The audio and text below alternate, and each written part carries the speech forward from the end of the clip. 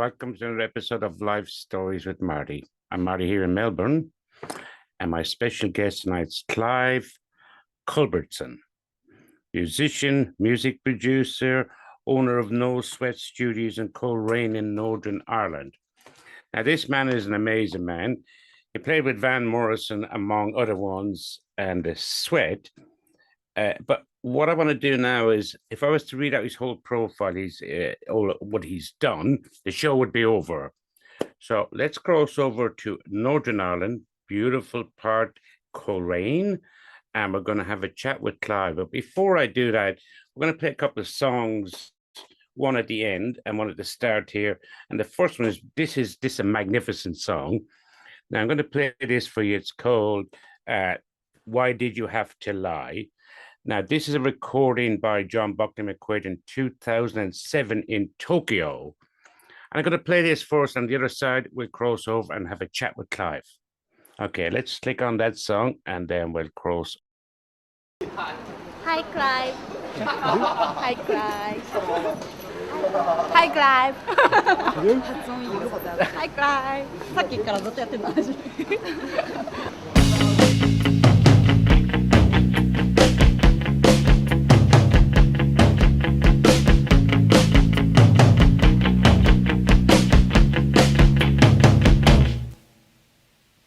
I was so in love with you, I couldn't see your form.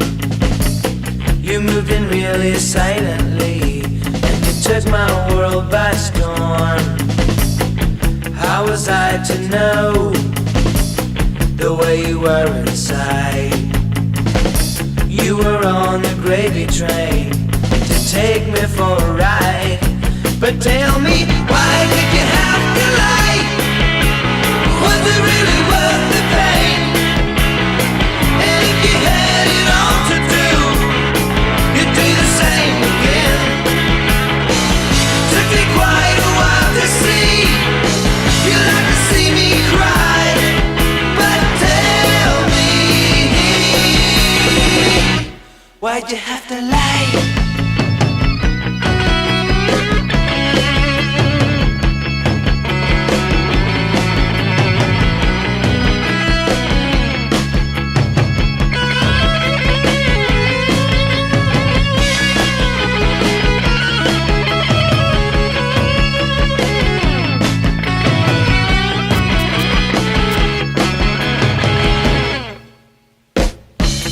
Just so sure you'd always be a part of me, but all you did was help destroy the love within my family. You hurt so many more than me and lost me all my friends. I'm glad to say it's over now, because here the story ends. But tell me, why did you have to lie? Was it really worth the pain? And if you had it all to do, you'd do the same again. Took me quite a while to see you'd like to see me cry. But tell me, why'd you have to lie? Was it really worth the pain? If you had it all to do, you'd do the same again. Took me quite a while to see you'd like to see me cry. But tell me, why'd you have to lie?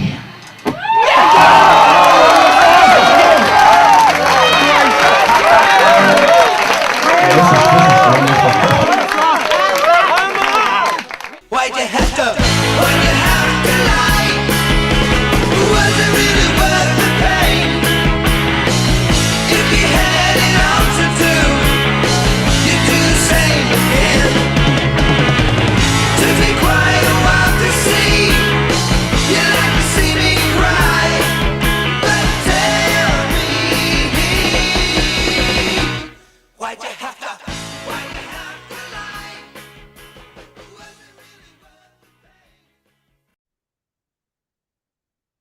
Clive, Absolute pleasure to have you on the show. Joy to be with you, Marty. Great. It's very grey here. I hope it's better where you are. I know I heard about the weather earlier, but it's not too bad here, but it's not. We're coming to the end. We'll be whinging about this hot weather probably next couple of weeks. Yeah. You're in beautiful Northern Ireland, and tell us a little bit before we go into, we've just listened to your song there that you know, and I've spoken to you before that I love it, and we've just played the one with Sweat in Tokyo, and John Buckley McQuaid that put it together, our friend. Brilliant. It's an absolute brilliant song. As I said to you earlier, I'm just in love with it. So we just played that. Thank you. Why did you lie to me? Well, I'm going to send that to all my ex-wives and see what happens. You'll probably get me in trouble. Now, Clive, it's a pleasure to have you on. We're going to play your new song at the end of it. Please Lovely. don't say you love me. So don't say you love me. Please don't say you love me to me, because I'm not going to accept that. But that's a good for your song. So listen, Clive, we've had a chat and that, and you're just brilliant. We know we've heard you by. So I'm going to hand the mic over to you. Wouldn't be the first time you heard that. Tell us the story where you grew up and what progressed to where you are now. Okay. Now. Yeah. We're going for it now. Yeah, okay. I was born in August 1954 in Ballymoney, just up the road from here. Spent my upbringing in Coleraine. Absolutely brilliant town when I was growing up in it. Interestingly enough, the town council in Coleraine were very forward thinking. In the estate that I lived in, they had Catholic one house, Protestant another, Catholic Protestant, and that was the whole way we grew up. Now that doesn't, I mean, everybody's trying to do it now, but for that to be done in the mid 50s, it's incredible. And it was a great place to grow up. It was a great town to grow up in. And by the time I got to 12, the music bug had hooked me. My father was my biggest fan. He thought I was the greatest thing ever walked in the face of the earth. God bless him. And I miss him so much. And so we had a wee group, me, my brother Adrian, and a guy called John Doherty, he was the guitar player in a very famous band called the Extremists, another one of those 80s sort of punk bands that nearly got away in the 80s. And so my daddy, we were all about 12. My dad said, I've got friends of mine playing in a bar down the town. Do you want to come up and play?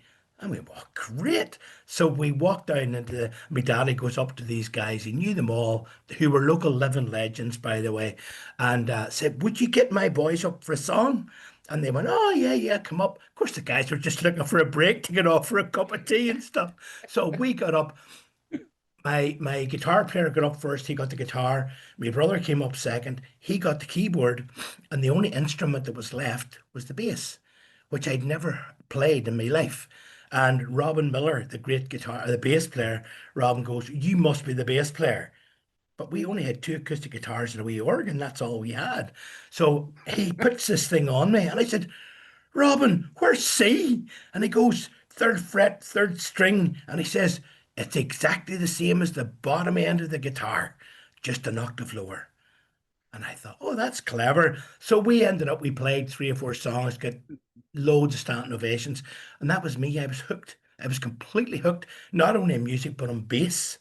And the next week, a friend of mine, Jackie Brown, who used to play in those days, Jackie was selling this top 20 bass. That's the big seller from Woolworths. And he said, here, you're taking up bass. He said, would you buy this thing? I said to my daddy, I said, Daddy, come on. So my daddy gave me the £10, which is a lot of money in 1968 or something, and I went out and bought that, and I just couldn't stop playing it. So bass playing has been my career generally for most of it, It's been good to me. My mother was always against the music. She thought nothing important could come from it. Nothing good would come out of it. So she put up every possible. Whenever I left school under a cloud, my mother sent me to do this job in an iron and brass foundry in Coleraine. I mean, Yeah. sweet mother of God. You know, I've got hair to here, and I'm a bass player. I've got fingers, and you're in lifting blocks of this and bits of that and pipes and uh, she stuck me in there for a wee while, and my daddy. But after I was there about 6 months, and I'd lost weight, and I was looking terrible, and I wasn't sleeping, so my daddy pulled me to one side, and he goes, "Son, what's wrong with you?" I said, "Daddy, I can't go down there every morning at 8 o'clock in the morning with all that bloody awful weather. All the doors are open. It's freezing. It's cold. It's filthy." I said, "I just want to do music." And he says, "Could you make any money of this music?"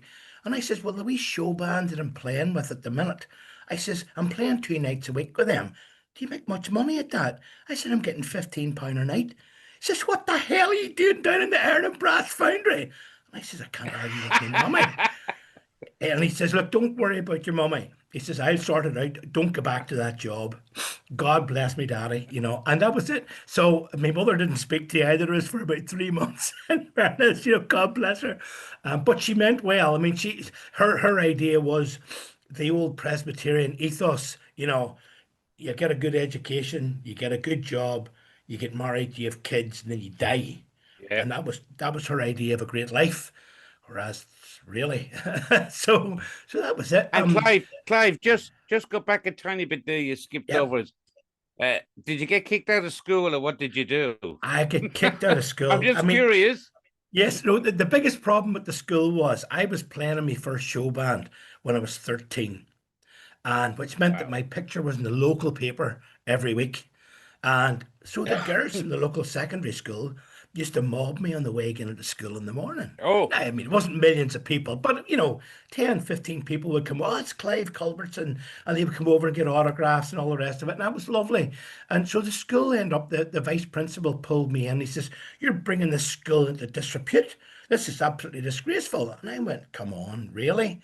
And then he had my number from then on, and he picked on me for the next couple of years. It was every time you turned, he was there waiting to grab you by the ear, you know, feeling. So it got to the last year I was there in Korean Academical Institution. It was certainly an institution, and I had hair. There were 30 people in my class who had hair longer than mine, and the only reason I know that is because our art teacher actually measured it one day when he saw me getting berated by the vice principal. And the vice principal came up one day to me, and he'd thrown me out of school 5 times that week to go and get another haircut. Now, I had no more hair left to cut, but it was just the principle of the thing. So he came up, uh, dragged me out of this line waiting to go into the art class. And he said, "Right, you, I told you to go and get your hair cut." I said, "Sir, I've been down 5 times in a fortnight. Come on, really?" And he went, "Go straight out of class now. Go down and get your hair cut." And I went, "No, I'm sort of finished with that. Sort of had enough." And he drew back his arm like this, you know, which he'd done quite a few times over the previous couple of years. And he yeah. went like that. And I looked at him and I just threw the school bag down. And I said, "You know what it is? You lay a hand on me ever again, I'll put you down those stairs." And he looked at me and he looked over his shoulder at the stairs and he knew I'd had enough. And he said, "Go to the vice principal. You're finished in the school." So I went down to after school to see the vice principal. They were all very smart, and they decided. The principal said to me, he says, "I had whenever I did the 11 plus thing here, they did this thing called random selection, and what it was to try and get a greater cross section of people going to a grammar school. They would take people who got a pass mark and put them in here, but they'd failed. So they would take 3 people who had 65, and one of them would get through and the other 2 would fail. And people who got 70, one of them went through and the other 2 got failed. So I was failed, and I went to the secondary school in Korean, which in those days was a good school. It was and I had Yeah. so much fun there. Great Yeah. teachers, great people. I absolutely loved it. But my mother cried for 3 days when I didn't get the 11 plus. So they sent me over there. When I was in the intermediate for a year, I'm sorry, I've got a cold today. I'm so No, sorry. that's okay. You're Um, fine. You're all right. so they called my parents and me in, Mr. Moore, gentleman, the principal, and he goes, "I tell you what it is. your son's too good to be at this school. We're going to give you a scholarship for him to go to the Korean Academical Institution. And of course, my mother was then up and, wonderful, great, sign, where do we sign? Get him in. But it was a different school. And Mr. Moore said to my parents, he said, look, I have to warn you. He said, we've been doing this for about 30 years, sending boys from ours to the Inst. And he said, very few of our pupils make it past third year. They sit on them for the entire 3 years they're there. And I realized when I got there, of course, that's exactly what happened.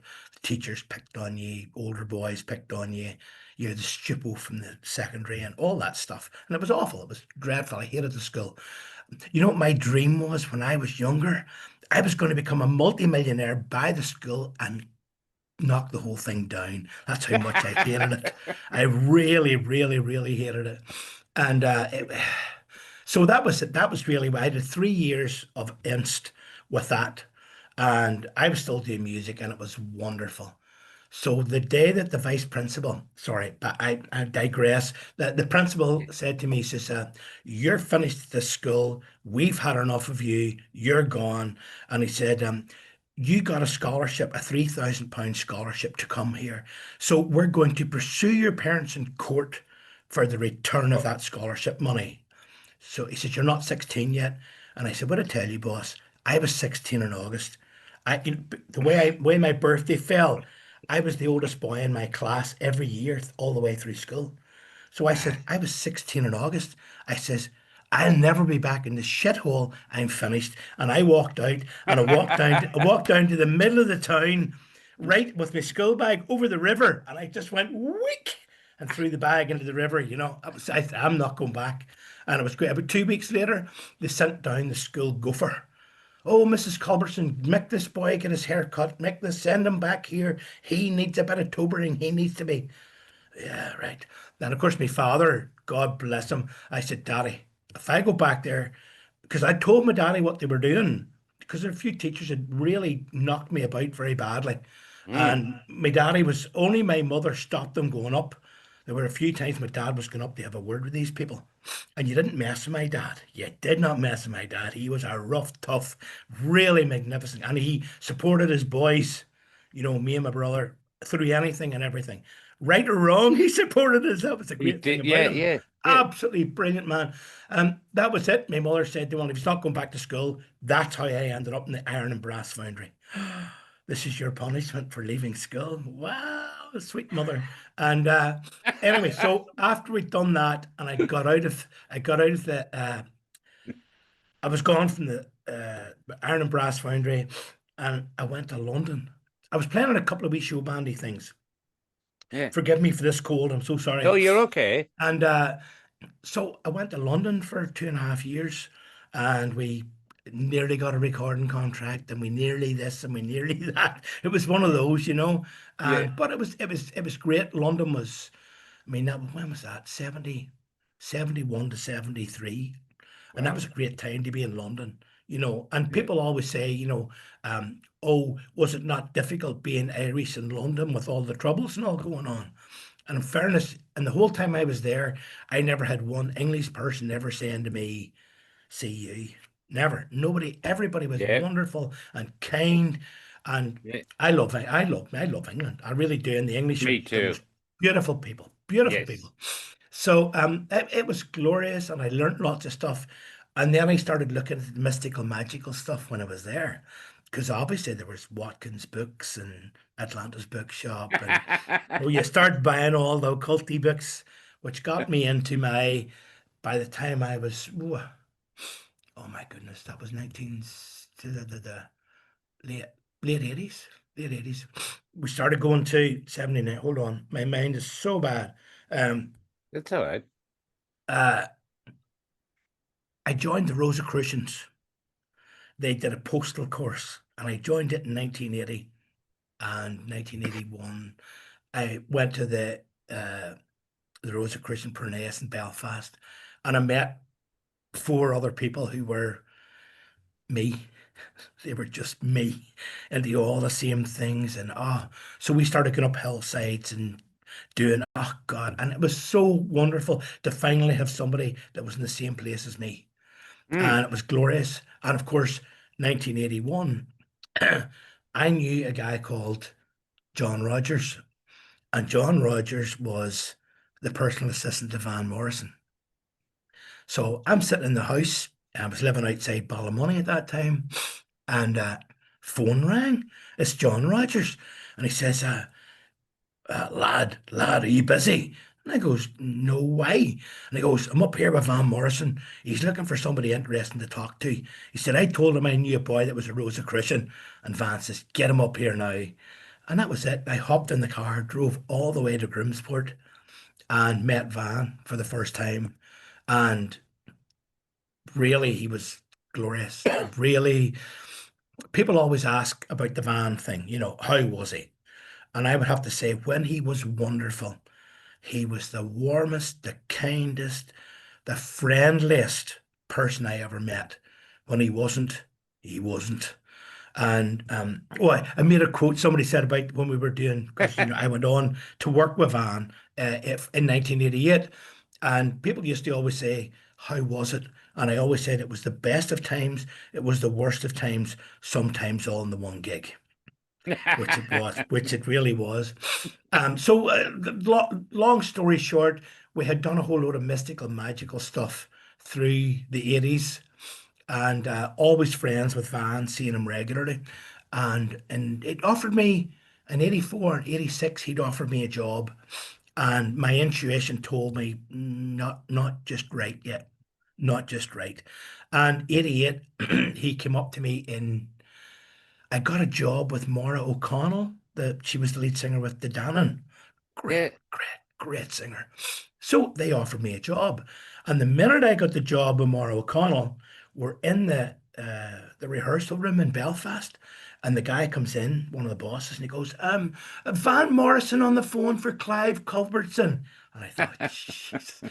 And of course, when I took the phone call and that was it, I said, yeah, he just offered me the job. So that was it. A lot of very nasty looks and one thing and another. But I was so excited. And then we did the rehearsals, and we did a few gigs, and then we did the rehearsals for the Avalon Sunset album, which was, and my goodness, to see a genius at work, and he is an absolute, complete and utter genius. And so he says, I've got a few things to do. I'll tell you one of the Van Grumpy stories. We were to go into the rehearsals on the Monday, and he wanted us in London till the weekend. And he said to me, you're going to have to come over on Sunday. He says, I have a few ideas I want to run past you, and I want you to. So I went over, and he's the house in Holland Park, standing with the bass guitar. I had to cancel a gig on Saturday night. I was working here, and I'm still doing a one-man show and things. So I went over, arrived at 3 o'clock, and rapped the door, nothing. Rapped the door for 10 minutes, and nothing. So in a bad temper, I turned around and I kicked his door, and then went to storm off, and the door opened. She goes, yeah, what do you want? I goes, you told me to come over. You told me you wanted me. And he just went, nah, doesn't suit. See you in the morning. Slammed the door on me. That was it. That was it. He was gone. But we went to the rehearsals the next day, and we had the Monday, Tuesday, and Wednesday. And then I think we went into the studio for 3 days, either that week or the week after. And he was glorious, just watching him. And he would sit down and he would go, just with the acoustic guitar or something, And I said to Artie McGlynn, the great guitar player, I said, Artie, what's happening here? He goes, no, and I said, just putting the song together. That's him. I goes, right. And then out of nowhere, he goes, right, go. What do you mean? We haven't played it yet. We haven't. No, you heard me rehearsing it. So by the end of 3 days, he'd written almost everything that was on Avalon Sunset. And he was, wow. When he did that, when will I ever learn to live in God? When will I ever learn? And Van has this thing about GC 1414 for all the big things round. And he, when will I 4 and 1, da da da 4 and 1, da da da 4 and 1. And I went, you know what would be really nice in there, Van? Do you see if you would go, when will I 4 and 1, da da da 4 6 minor, the E minor? And he went, all right, we'll use that. And it's on. He kept it. He kept the chord, which is absolutely brilliant. And I cried when the first time we actually did it. I actually cried in the rehearsal room. It was, and he was inspired. He was, oh my goodness. I just sort of looked at him during that rehearsal and I thought, that's why this guy's one of the biggest things in the world because of that. Because he does that to people at gigs. Um, so as I say, through that year we did gigs, some of them with the Chieftains because he was promoting the Irish Heartbeat album. And that was really when I was brought into play. And of course, working with the Chieftains, and you'll know, Marty, the Oh, Chieftains are ah, the up there. greatest, just, and I used to stand at the side of the stage every night to watch them. And of course, the best thing that came out of all that was I got very friendly with Derek Bell, Ah, the harpist piano player, and he a genius and the funniest man in the universe. He even when he doesn't mean to be funny, he was incredibly funny. And it was Derek Bell that said to me, you know, you're doing all this mystical, magical stuff. He says, did you ever think of doing Kriya yoga? Oh, no, really? So, on his advice, I joined the Self-Realization Fellowship, eh, which was Yogananda's yoga thing. And so, whenever we were on tour together, we would finish the gig, we would go back to the hotel, we would both go to our room, we would do our 40 minutes of meditation, and then go down to the bar for 2 Baileys each. The I'm whole sure that tour, worked out well. absolutely fabulous. And to get a friend like that on tour was fabulous. Now, the best bit of my story when we were doing Van and the Chieftains in Ireland, he was in awful form, absolutely horrific form, Wow. and I could never understand And how what do he you mean by horrible form? What changed? bad-tempered, ill-mannered, Was it shouting at people. alcohol or was it just his It personality? wasn't really drinking very much. It just seemed to be there were days he felt awful and everybody was going to pay for it. So Yeah. he said to Derek Bell, he said, look, while we're in Ireland, um, get me somebody interesting to talk to. Went, all right, okay. Derek Bell knew everybody. So the very first person he got us to meet was Olivia Robertson, who was the head of the Fellowship of Isis. And she was this 70-year-old hippie. And we went down to meet her. And I thought she was fabulous. I loved her. She's totally nuts, but not really. Yeah. And just we sat for about 2 hours, and Van eventually just turned to Derek and he went, this is bullshit. Let's get out of here. I've had enough. So we left, and as we left, I said to Olivia, can I see you again? And she went, oh yeah, absolutely.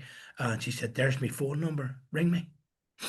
And so we went away, and Van went away with nothing. And I went away with a phone number. And exactly. That's my So man. yeah. So I ended up we spoke on the phone and she invited me down to the Fellowship of Isis. He wasn't Van the man that night, was it? It was Clive That's the for man. sure. Oh my God, absolutely. So we did that and he said, that didn't work for me. Let me see somebody better. So they said, great, I've got somebody you can see tomorrow. So we said, who? And he said, this is a guy called Ben McBrady, and he is the last of the traditional druids in Ireland. So we went to Avoca House and we met the hostess, Pauline, whose surname I can't remember. She made dinner for us all, and we sat around the table, and I was in heaven. All these mystical, magical people talking about the things they were doing, the mystical, magical rituals they were doing, the visions they were having. Oh God, I'm in heaven! And of course, Van sitting poking at his food, going.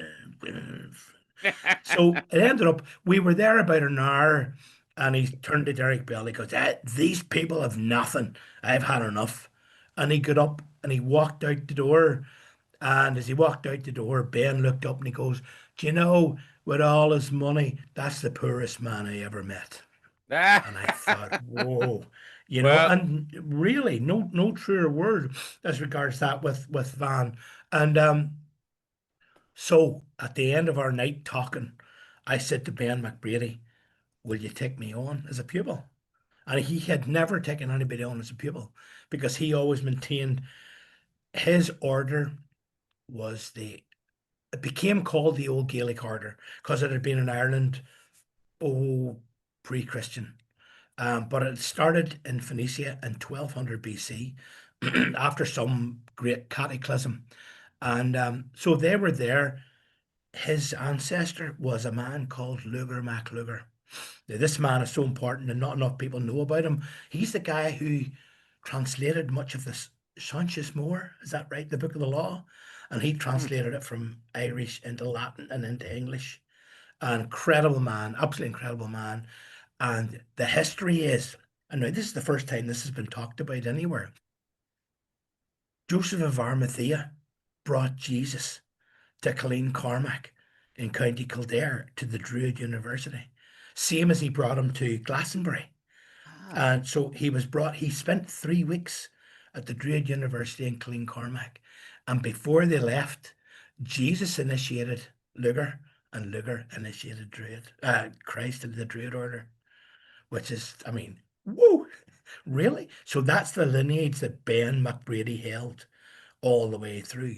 Lugar MacLugar's something. Anyway, great somebody or other in the 4th century. Oh my goodness. Dovetack MacLugar. He was the guy who met St. Patrick. And he's actually written about, now he's physically in the books. And his stepdaughter was, oh my goodness, I'm so sorry, my memory's abominable. No, The woman that kept the perpetual flame, St. Bridget. And his stepdaughter was St. Bridget, who was in the Celtic Church. So whenever St. Patrick was here, him and Dovetack were big mates. And they exchanged initiations.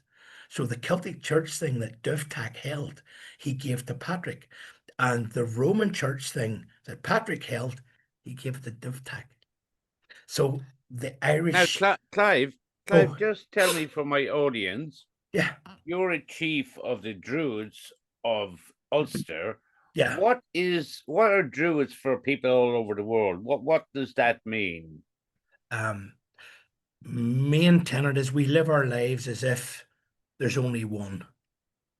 There's not us. There's only it. And we're part of it. All of it. And nature is alive. The sun is alive. When you do a lot of your druid ritual and you go up hillsides in the middle of the night, you may have experiences of the earth goddess as a living entity. And that entity can arrive as an anthropomorphic being. And yeah, we've seen her a lot of times, and she's particularly brilliant. A reverence for the land. Well, I mean, as Irish people, we all have reverence for the land. We're born with it, and up here particularly, let me make a political point. The biggest thing about it is when I used to go and play in Derry, they used to call me Derry's token prod because I was the only Protestant playing on the Catholic side of the city. Actually, at that stage, I wasn't in anything. I was raised as a Presbyterian, which I have to say was a wonderful system and was very, very kind to me. And probably some of the finest people that I know today at 71 years of age are the Presbyterians. They're lovely. There's a kindness about them. Why was I going there? I've forgotten completely and utterly. Why was I going there, Marty? I have no idea. No, we're just talking about skip on a bit because I want to get as much as I want to go into your, which I drifted you off, but go into your musical career even after leaving and the other people you play with. Yes. And you alluded to your dad and you're singing, you talk about musical instruments. Yes. His voice is amazing, as I listened to her at the start. And I believe your songs are almost like poetry when you listen to the words of them. So where does that come from? And what inspires you to do what you're doing and not just what you're doing, in everything else. But let me hand it back to you, please. Take it from. I well, my moment of success in my musical career, in 1978, I had the dubious pleasure of being signed to a contract with Mervyn Solomon, Wow. who had signed Van Morrison and David McWilliams and a few Yeah. other people to very dubious contracts. And unfortunately, that's who I got signed up with. He managed, I had a 1979, there was no band, there was no anything. And we said to Mervyn Solomon, can we get studio time to record some of my new songs? And Mervyn goes, I'll give you the studio time, but I'm not going to pay for any musicians. If you've got songs, go in and record them yourself. Now, I'm an average drummer. I'm a very average guitar player and an average keyboard player, but I'm a good bass player. I'm a really good bass player. So, And obviously very persistent person. Anyway, carry on. for sure. So we ended up, we went into the studio and we got the studio time to do it. And I recorded a couple of songs, one called Time to Kill and one called Busy Signal, which of course were punk hits. And a company called Logo in London signed us up for those singles. And they got it released in Japan. And that single was a top 10 hit in Japan. But of course, nobody told me and nobody paid me, which is how the business works for most people. And then we got a band, put a band together called, the band was originally called No Sweat. And then Pete Townshend's record company threatened to sue us because they owned a band called No Sweat. So we just changed it to The Sweat, which is, people used to say, we'll go and see The Sweat. So I thought, we'll just go with that. But every band becomes its name. And No Sweat was a dawdle. Everything fell in place. Everything was right. All the gigs were. That was it. And oh, can I tell you a very funny story, by the way? Just Yeah, to come into my please. head. When we were playing with the No Sweat thing, we got booked in Straw Letter Dallin, Orange Hall, in New Year's Eve of 1978. Now, why in the name of God they ever booked a punk band to play in there? So it's such a good story. So it just came into my head. And we arrived in, and you realize when you're looking around the hall, this is a farmer's dance. It's not kids that are coming to bop. It's not. So the guy came up at the start and he goes, great to see you. Yeah, there's your money. And he says, hope it goes well for you. So we start playing and the place is packed to the doors. And of course they start leaving. They start leaving. And we're sitting about 11:15. And the man comes up and there's almost nobody left in the hall. And the wee man comes up with his keys and he says, you were absolutely SH1T. And he says, lock up when you go. And he walked out and he left us in the hall. There was nobody there. And we had to get the gear out. We left. We were home for 11:30 or something. You were. And that was it. And he threw the keys up and we locked it, put the keys through. So No Sweat became The Sweat. And of course, The Sweat was The Sweat. It was all hard and it was all difficult. And everything that should have been easy wasn't. And it really was. And that band became its name. Dave D from Dave D, Dozy, Beaky, Mick and Titch, if you remember them in the 60s. Big 60s band. And Dave D came over to hear us. He had heard the tape and he came over and he just stood with the checkbook and he goes, I want it. I'll buy it now. And of course we're all standing. This is Dave D. Yeah. I've got this guy's records. So we were all a bit enamored. And which is really a real pity because there were other labels that were interested in us at the time that we should have gone with. Island, Virgin, Capital in America. But Dave D was the first guy to arrive with a checkbook and we took the check, which is a big mistake. Dave D was, up to that time, the most successful A&R man of all time. He'd signed Boney M and a whole load of things to Warner's. So he'd made billions for the record company. So the guy from Areola Records in Germany said, Dave, give you a blank check, go start your own label. And of course, Dave went, oh yeah, great, let's do that. So he started the label. We were one of 4 or 5 bands that he signed. And the problem with this great idea was when Dave was in Warner Brothers and there was a record came out, he lifted the phone to somebody in promotions and went, "Can you make sure that that gets on the radio? Can you make sure that they get this, that, and the other?" Uh, So all of a sudden now he's sitting in his own record label in his own office with nobody on the end of the phone. And he's sitting going, "Now what?" So the guys in Areola in UK hated him. They just hated him with a vengeance. And Dave could never understand why his records weren't selling. So when our single came out, he said, "Do me a favor, take this priority slip round to Areola, ask for this guy." I can't remember what his name was. I wish I did, I would name him. And he said, "Go round, ask for this guy, give him the priority slip. This has to be their priority this week." So that was it. Took it round. I saw the guy. It was very pleasant. Took the thing. Yeah, we'll get on that. So 2, 3 weeks later, Dave's getting phone calls. "We can't get this record anywhere." So Dave goes, "Clive, did you take that round?" I said, "Yeah, I did." He said, "Right, come with me." So we went over to Areola's offices in London, and Dave asked for the guy that I'd seen 3 weeks earlier. And Dave said, "Look, what happened to my priority slip?" Your man just stood there and he went, "What priority slip, Dave?" And Dave turned to me and said, "Is this the guy you gave the priority slip to?" And I went, "Yep."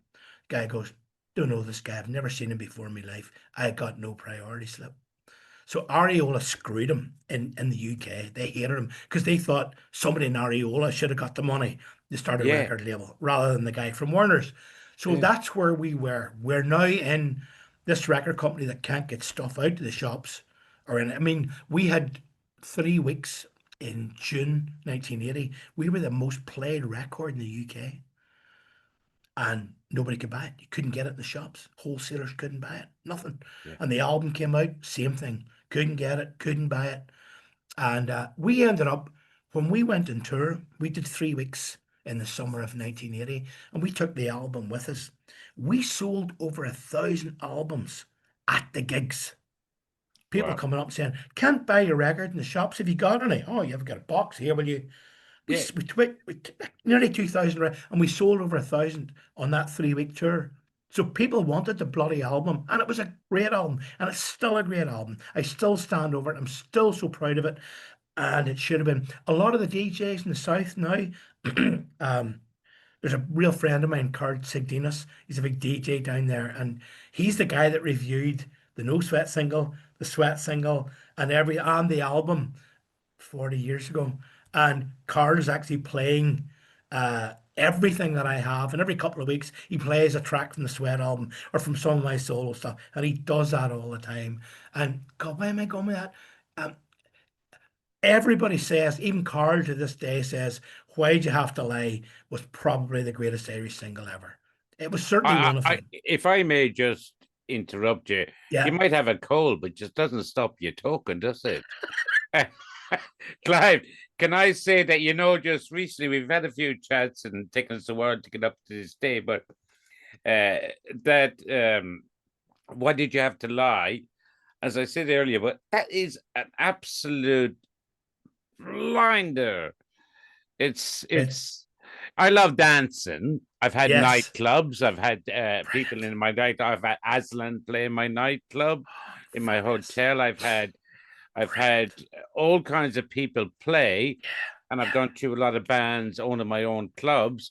Lots of great bands, great people. I love that song. We heard it at the start of the show, and I might just stick it in as well with your new one, which I've listened Brilliant. to. Brilliant.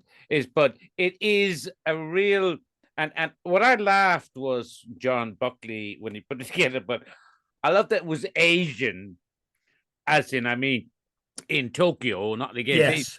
The fact that they loved it It's and amazing. bugging away, and it's an amazing song, and I hope it gets re-released. In other words, We've actually done a re-record. Look, long story short, Mervyn Solomon's record company was bought over by somebody else who I won't even name, and they held yeah, my songs for 40 years. never paid me any royalties. And then when he closed down, he sold my stuff on to Cherry Red Records in London, one of Sony's subsidiaries. And Shay Hennessy in Dublin, who owns Crash Records, I've known Shay since we worked in Solomon's together. I worked in their studio for a while, and Shay and I have known each other since then. So I was talking to Shay Hennessy, Yeah, and Shay yeah. said, would you like me to go and have a word with Cherry Red to see if we can get any of your stuff back? And he went and had a go at them, and he said, keep all your royalty statements, don't cash anything. Tell them you're not happy with the situation and you won't cash anything till we get this sorted out. So after 3 years, I haven't cashed anything. And Shay said, keep sending me down the royalty statement so I know what they're paying you for. So he came back to me after 3 years and he said, I think I've got an angle. And I said, really? What would that be? Leave it with me. And he went over to them on the Wednesday and he went into the guy because they do similar things. They buy old catalog from other companies and repackage and resell. So he knew them well. He'd done business with them. So he'd been over a few times. So Shay was in and he said, look, what I need you to talk to me about Clive stuff. And the guy said, look, we've talked about Clive stuff. You're not getting it back. And Shay said, well, you do realize, he said, in the 3 years that you've had his catalogue, you haven't paid him a penny of writers' royalties. And the guy said, what do you mean we haven't paid him? We always pay. The guy goes, yeah, you've paid him like the MCPS for plays, but he's got no publishing. And Shay pulled out my 3 royalty statements. And the guy went, oh.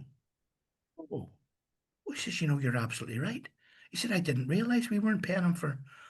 And so Shay says, can I get his songs back? Keep the recordings from the 80s, but can we get the rights to his publishing? And it turned out, after those guys in Belfast holding my songs for 40 years, they had no paperwork for anything except 6 songs. I could have walked away at any time. They actually had no paperwork for anything. So Cherry Red said, look, the punk things that he did in Japan and a couple of other punk songs, he says, we're going to keep those because we've got paperwork for them, but you can have the other 40 songs back, which was a real win for me. Big time. the Please Don't Say You Love Me, which you're going to play later, that was the opening song for the Sweat for the 2 years we were happening. That was our opening live song for the set. I've listened to it before we came on. That is, and the audience are going to be excited listening to this, and we'll be shown the new video that's going to also follow up. But brilliant. Please carry on. You're fascinating. I'm intrigued with your story. Yeah. So now that they're back, Shay said to me, look, what you need to do is you need to re-record the back catalogue. He said, because I can be starting to put it in for sync for movies, for Netflix, for Amazon, for whatever. He said, but I need new versions. He said, because he said, I'm sticking your old stuff in. And he said, but we don't own it. He said, we own the publishing, but we don't own. So he said, even if I put it in for a movie, he said, we're not going to make any money off that other than publishing. So he said, if you redo them, because when he sends, people are saying these are great songs. It's a pity they're so dated. They're so 80s, which is grand for some things. And so we're now in the middle of re-recording. Well, a bundle of it anyway. We'll see how we are. We've actually re-recorded the Why'd You Have to Lie as well. Everything's done except for the guitar solo. The guitar solo was done by Trevor Forbes, who was our guitar player, and absolutely an old jazz guitar player playing rock. And that's why it was interesting. If he'd have been another rock guitar player, it would have just been another rock solo. So the solo in the Why'd You Have to Lie was, people went, what was that? And everybody still to this day, people are still saying to me, God, what's he doing in that guitar solo? So I wanted for the re-recording. The whole thing is done. It's finished. Everything's ready. We've tried with 6 different guitar players to copy Trevor's guitar solo. We can't get anybody to copy it. We can get people who are in the ballpark, but can't copy it. And Clive, can I just get an exclusive here? Yeah. With you is, when is your book, your memoirs coming out? I'm about 130, 140 pages into it. And the the book was an interesting thing to do, you know, 'cause you got to sit, you got to do it honestly. And all of a sudden, you got to look back, and I look back and you go, wow, I was a wee so and so there. What did I really do that? Oh, yeah, you did do that. And yeah, you really did say that. And so it was cathartic in many ways. I have a dear friend of mine, Derek Sherlow, who's been my friend since my very first band. Yeah. And let me tell you a Derek Sherlow story because I love him. Yeah, yeah, please. When I was 12 back in Coleraine, Derek lived just up the street from me, and he had a wee band called the Rogues. I just don't want to mention him. I adore the man. And Derek's band were fabulous, and I hadn't really been to see a band. And I said to him one day, I said, would you mind, could I come into your rehearsal? Oh yeah, come on. So we went in, and like I'm in love, like this music thing. So one day after the band had left, this is what changed my writing. Derek said to me, I know you're good with chords. He said, can you tell me what these chords are? And he put on By the Time I Get to Phoenix, the Jimmy Webb song by Glenn Campbell, a multi-million selling. I cried. I thought, what is that? I've never heard chords used like that. And Derek said to me, do you think you could work out those chords? And I said, give me the album. So I brought it down and I pulled my record player over beside my piano and I went, by the time I get what's that? By the time I get, oh, it's an A over B. Oh my God. And although I didn't know what the chords were called, I knew what it was. With a 3 chord over a 3 root over a 1 chord. What? Because nobody I knew played chords like that. I mean, Jimmy Webb for me is still my favorite songwriter. There's so many things out of his songs that I borrowed, chord progressions, chord shapes in my own songs. And that was it. So I went up to Derek the next day and I said, I've got all these for you. And I was able to show him what all the things were for that. And that's how Derek and I became really good friends. And it was him got me into my first show band and everything. But that was he was responsible. I was with him 2 weeks ago, and it turns out that he is the archivist. He's got photographs from 69, 70, 75. He's got them all, and he knows who played in what band. So I was able to go out and spend another afternoon with him, just sitting down, who played here and who left that and who went to. And he's a great repository of that. And what's Derek doing now at the moment? Derek is now retired. Derek sold carpets throughout his lifetime, although he was a keyboard player in bands for most of his working life. And he's wonderful. And the fact that he kept all this stuff, because my thing was I never really kept all the photographs and stuff because I never thought I would run out of now. Do you know what I mean? Why would I want that? Because it's always going to be great, and I'm always going to be playing music, and so I never kept a lot of stuff. Never kept it. It was a pity. I've got a few pictures from the 70s. Funny, I was looking through them the other day. With my hair. I was able to sit in my hair at one stage in the 70s. Well, we're going to be showing those photographs at the end of the show, okay? Which will give people a nice laugh with a few more.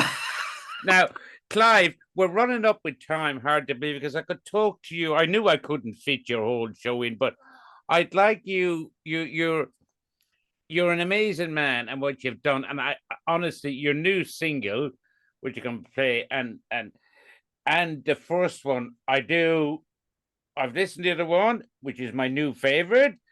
The first one is why did you lie to me? What did you lie to me? That is just, and I hope the people are listening to this and then your new song. But I'd like to ask you for people who've been on. We've had all kinds of people on the show, and musicians like Daniel O'Donnell and people like that. What advice would you give to musicians that I know what you're going to, like your passion, we've heard what you've said, but what's yours? And then if I can double whammy in before we clear up, what's next for you? What's on your... Yeah, for anybody that wanted to go into the music business, become a plumber or a joiner or a bricklayer or anything. There is no music industry anymore. It's like unless you're 16, and some guy's going to use you for 2 or 3 years and then dump you. There isn't any industry, right? The scariest thing about it for me about the industry, the way it is now, the Stones are going out for their last tour. McCartney's going out for his last tour. Whitesnake are going out for their last tour. Deep Purple are going out. It's over. All that stuff that's been the music of the last 50 years, it's all coming to an end. And was it who was it sang the song? I can't. Oh my goodness, who's going to fill their shoes? There's nothing. There's absolutely nothing. I go out when I'm out in the car if I'm going for a drive somewhere. I always take about half an hour to listen to BBC Radio One. Don't you, don't you, don't you, don't you, don't you, don't you, don't you. Next song. Don't you, don't you, don't you, don't you. Same drum sound, same loop, same this, same chorus. Oh, don't you, Yeah. don't you. And you just think, my kids, my daughter, this is a couple of years ago, I went into the front room and she was playing this guy. I was doing that laid back, I don't know what they're called. It used to be soul when I was younger. Those lovely love songs, those lovely black love songs. And she was playing this stuff in the computer. And I said, who's that? I can't remember what his name was. And I said, you got to copy that for me. And I have a rule. If I get a copy of anything and if I listen to it more than once, I buy it. And I always do. I have thousands of albums. And she said, yeah, I'll get. So a couple of weeks later, 3 weeks later, I was in the room again. I said, what about that album? Be like, Daddy, don't be silly. Nobody listens to that guy anymore. 3 weeks later. And that's how it is now. I mean, I still, when I go out in the car, and this is, again, old man talking, I'm 71 now, I have a Beach Boys favorites. Because for me, they are it. I love harmonies. That's my thing. And I have a Beatles favorites. And I have those in the car. I don't drive anywhere without those in my car. And while I listen to other stuff, there's other nice stuff out there. There was a really great American band called Gloriana, and they were big for 4 or 5 years in the noughties, and they're gone. They're fabulous. I listen to them. You need me to change tack here, do you? I love that. I was looking to see, because I can't remember the name now, like you, because I'm so intrigued in your stories. I've got he'll give out to me now the Beatles show band in Ireland. He's coming on the show. He started great. in 1964. Oh God, he's gonna. I hope I'll tell him, don't listen to this when you forget names. You're dealing with so many people. Oh. That is the thing. I open up the paper here at the weekend to see what's on in London. Tribute to the Beatles, tribute to this, tribute to ABBA, and you're going, these guys are packing the halls that the Beatles and the Stones that were packing 30 years ago, 40 years ago. Correct. And it's, oh my God. And some of them are great. Like some of them I know. I've seen them online. Haven't seen any of them live. But there's the bootleg Beatles. They're breathtaking. They're absolutely breathtaking.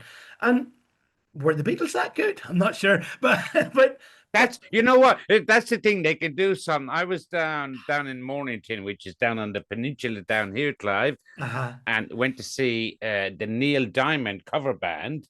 Brill. Well, do you know what? They were like, I mean, I've listened to music.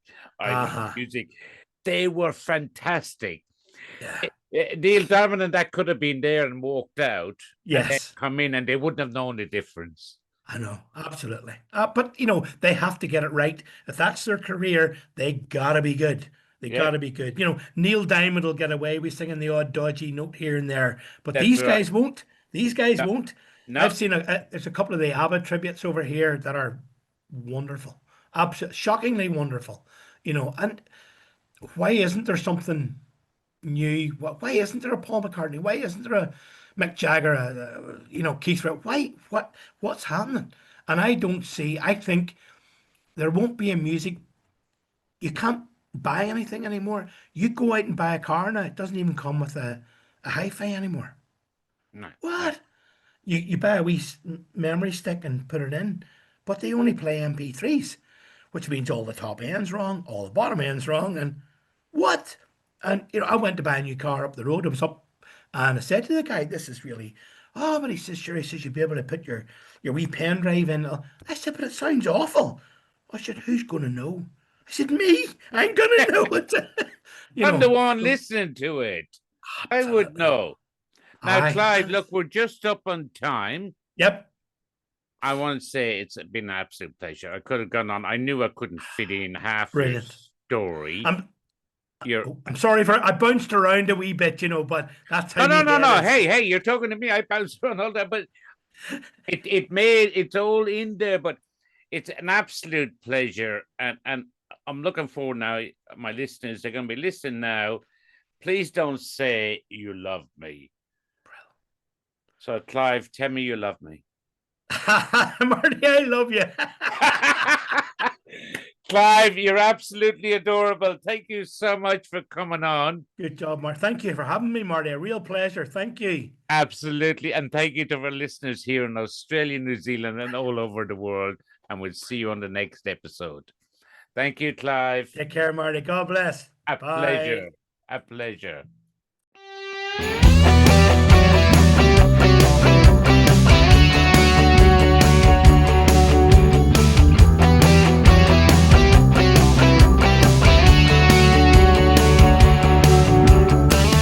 My world was turning bad, and I needed somebody there.